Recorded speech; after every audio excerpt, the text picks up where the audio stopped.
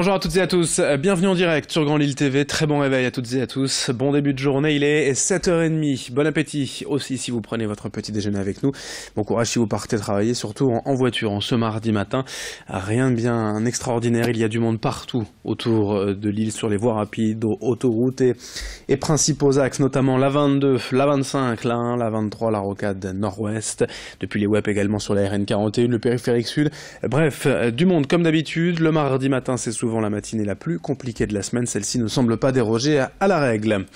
Aujourd'hui aussi vos prévisions météo avec une légère amélioration. Ce matin on aura encore de la pluie par moment, cet après-midi quelques perturbations nuageuses et pluvieuses, mais aussi le soleil fera de belles apparitions en matinée, puis ce sera plus compliqué.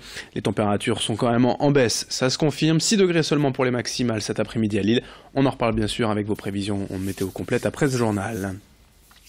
En image, la manifestation d'abord des agriculteurs hier à Tourcoing à l'encontre de l'ex-maire de la ville, aujourd'hui ministre de l'Action et des Comptes Publics, Gérald Darmanin.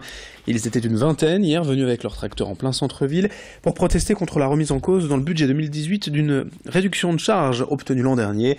Cette mesure avait été votée pour que les agriculteurs soient compétitifs face à leurs collègues européens. Mais ce projet de loi présenté aujourd'hui devant les députés à l'Assemblée nationale, les agriculteurs n'en veulent pas. Écoutez en détail les explications du président de la FDSEA 59 hier à Tourcoing, donc au micro de Céline Nuret. C'est une catastrophe et c'est à ce titre-là qu'on vient voir M. Darmanin. Alors aujourd'hui on vient par symbolique à Tourcoing puisqu'on n'arrive plus à le contacter. Alors je sais bien que quand on est passé ministre, on a beaucoup d'occupations, mais on est venu rappeler à M. Darmanin que les agriculteurs des Hauts-de-France se rappellent à lui, surtout qu'on est à la frontière belge. Et qu'aujourd'hui, on a une distorsion de concurrence entre nos pays européens, puisque c'est des points de prélèvement sur les exploitations qui font une perte de compétitivité par rapport à nos pays européens. Dans l'actualité également en sport, les suites de l'affaire Marcelo Bielsa après sa mise à l'écart par le LOSC. Les Dogs ont perdu sévèrement ce week-end, 3-0 à Montpellier. La décision brutale du club n'a pour l'instant pas été suivie d'effet. Et pire encore, l'entraîneur argentin a saisi le 24 novembre dernier la commission juridique de la Ligue de football professionnel pour faire contester la résiliation de son contrat d'entraîneur de Lille au tort exclusif du club. Selon l'entraîneur argentin via un communiqué de presse, la conférence de presse hier à Luchin était attendue. On la reverra tout à l'heure en détail dans nos prochaines éditions. La politique également dans cette édition avec l'éclatement des forces à droite. Laurent Wauquiez favori pour prendre la présidence des Républicains. Mais dimanche, une vingtaine d'élus dits constructifs de droite et proches de la politique d'Emmanuel Macron ont officialisé la création d'un nouveau parti baptisé Agir. Parmi eux, l'ex-maire de Ronques, député du Nord Vincent Ledoux. Selon lui, ce mouvement est une alternative à la ligne eurosceptique et ultra-conservatrice des Républicains. L'idée, c'est de soutenir, certes, les réformes engagées par le gouvernement, mais de rester aussi une force d'opposition libre, de proposer, de critiquer.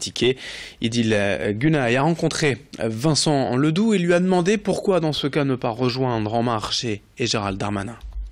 Moi, je ne l'ai pas fait parce que d'une part, je ne suis pas membre de l'exécutif, je ne suis pas membre du gouvernement et je comprends très bien la démarche de Gérald qui consiste à aller jusqu'au bout de ce qu'il a entrepris et qu'il le fait d'ailleurs très bien. C'est un ministre, un des meilleurs ministres du gouvernement.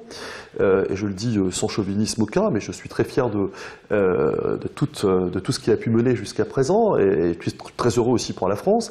Mais en même temps, c'est pas mon espace à moi aujourd'hui. Et donc je pense qu'il faut impérativement qu'on puisse créer, justement, redonner de l'oxygène à tous ces gens qui sont en attente. Je peux vous dire qu'au plan local, il y a une attente mais incroyable. Donc Gérald Darmanin a son propre parcours que je salue, moi j'ai le mien, mais naturellement il reste en amitié et en complicité politique avec Gérald. En bref, 2 incendies ce week-end dans la métropole lilloise. Le premier à Ronques dimanche soir vers 18h rue Saint-Roch. Une maison a été détruite par les flammes. L'intervention des pompiers a tout de même permis que l'incendie ne se propage pas aux habitations voisines. Aucun blessé à déplorer. La maison était vide au moment de l'incendie. Puis à Tourcoing, dans la nuit de dimanche à lundi, vers minuit, un incendie s'est déclaré dans un appartement de la rue de la Braille. 2 personnes intoxiquées par les fumées ont été évacuées par les pompiers grâce à la grande échelle. À Lille, en bref toujours, notez que l'agence d'intérim Staff Match recherche actuellement 170 personnes dans la métropole lilloise, des postes très variés, hôtellerie, restauration, logistique et commerce. Pour postuler, rendez-vous sur le site www.staffmatch.com. Et dans cette édition également un anniversaire, les 110 ans du pôle de formation professionnelle de l'ICAM, l'Institut catholique d'arts et métiers de Lille a créé en effet en 1907 cette structure à la demande des entreprises. Et depuis près de 600 personnes, demandeurs d'emploi ou salariés, viennent se former chaque année à l'ICAM. Pour fêter cet anniversaire, un musée éphémère a été mis en place dans l'école, regroupant les machines-outils que les jeunes en formation utilisaient des années 30 aux années 60. Des photos d'archives également sont proposées, retraçant le travail de ces différentes époques. L'expo est visible jusqu'au 15 janvier à l'ICAM à Lille. Explication d'une élève au micro d'Alexis Tessier.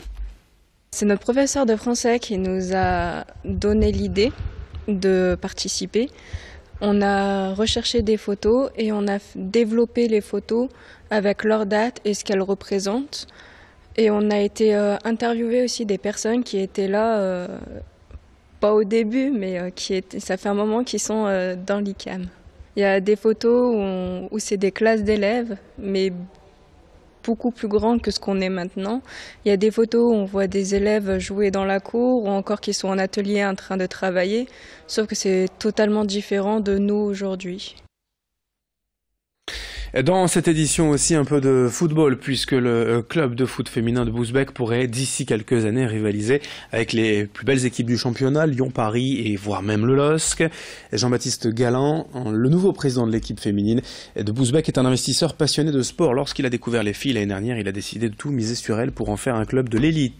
Il a donc recruté quelques joueuses talentueuses et espère d'ici 2022 faire monter cette équipe actuellement en 5e division au plus haut niveau, en première division française. Des centaines de milliers d'euros sont tout de même nécessaires, mais les joueuses semblent ravies, notamment la capitaine, rencontrée pour nous par Xavier Silly. Moi, je suis très contente d'avoir rejoint le projet. C'est vrai que l'année dernière, je jouais en interrégional, 2 divisions au-dessus. Et au final, tout ce qu'on a là actuellement, on ne l'avait pas à 2 divisions supérieures. Donc c'est vraiment un grand changement pour nous.